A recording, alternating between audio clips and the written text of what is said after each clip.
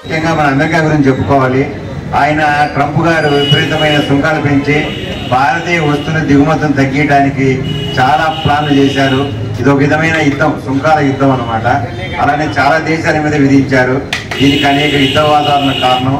దీన్ని మన భారతదేశంలో ఈ యొక్క జిఎస్టీ తగ్గించి కొనుగోలు శక్తిని పెంచి మన ఉత్పత్తిదారులకు న్యాయం చేయాలని చెప్పేసి మన గౌరవ ప్రధాని గారు, గౌరవ ముఖ్యమంత్రి గారు, కుటుంబ ప్రభుత్వమే, మన గౌరవ ఎమ్మెల్యే గారు కాకల సురేష్ గారు, వీళ్ళందరూ కూడా ఒక ఆధ్వర్యంలో ఈ గవర్నమెంట్లో జరిగిన ఈ కార్యక్రమానికి పునాది పడింది.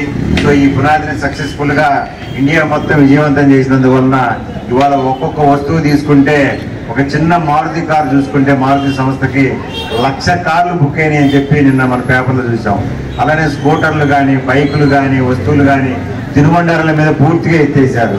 ఎందుకు ఇవన్నీ జరుగుతున్నాయంటే ఈ ప్రపంచీకరణంలో, ఈ ఆర్థిక యుద్ధంలో మనం కూడా విజయం సాధించాలి, మనం కూడా సూపర్ కంట్రీగా తయారు కావాలని చెప్పి ఈ యొక్క ప్రతి వారికి కొనుగోలు శక్తి అంటే బయింగ్ పవర్ పెరిగి తద్వారా మన దేశం ఆర్థికాభివృద్ధి సాధించాలని చెప్పి మన గౌరవ ప్రధానమంత్రి గారు వీళ్ళందరూ ఆలోచించి ఈ యొక్క జిఎస్టీ తగ్గించడం జరిగింది. ఈ తగ్గించే కార్యక్రమంలో సామాన్యుడికి కూడా అభివృద్ధి, సామాన్యుడు కూడా కొనుగోలు శక్తి పెరిగింది. ఈరోజు స్కూటర్లు నడిపే వాళ్ళు ఈ కారుకు మారే స్థాయికి వచ్చేసారు. ఎందుకంటే కార్లు రేట్లు భయంకరంగా తగ్గి కిందికి వచ్చినాయి కాబట్టి. సో రోడ్స్ డెవలప్ అయినాయి. చాలా వరకు అన్ని విధాల భారతదేశము చాలా విధాలుగా అభివృద్ధి చెందుతుందానికి చాలా నిదర్శనాలు ఉన్నాయి. ఇది అందరికీ తెలుసు. మన దేశం చాలా ఫాస్ట్గా డెవలప్ అవుతుంది. ఆ ఫాస్ట్గా డెవలప్ అయ్యే ఇదే విధానంలో కొన్ని దేశాల వాళ్ళకి ఇది నచ్చలేదు.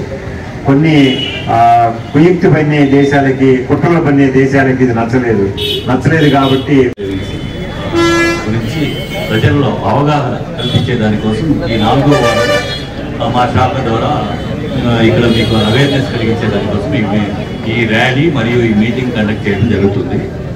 నేను ఇక్కడ మా శాఖ నుండి మోటార్ సైకిల్స్ విక్రయాలు జరుగుతున్న ఇక్కడ టీవీఎస్ కంపెనీ వారు మోటార్ సైకిల్ అమ్మిన లబ్ధిదారులు ఇద్దరిని పిలిచి ఉన్నారు. వారు ఎంత లబ్ధి పొందారో ఒకసారి వారిని పిలిచి మనం కనుక్కుందాం. రండి.